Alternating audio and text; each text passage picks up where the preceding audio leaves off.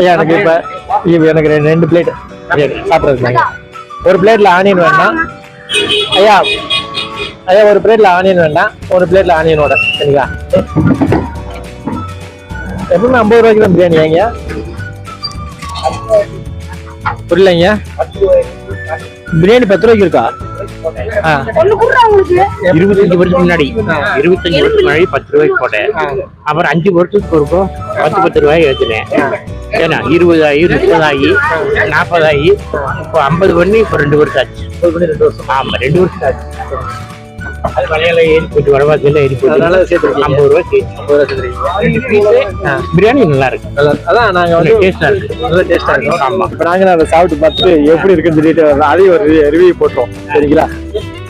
போடுங்க. ஒன்னு ஆனியன் வேண்டாங்கய்யா, ஒன்னு ஆனியன் வைங்க, பார்த்து வைங்க சரிங்களா?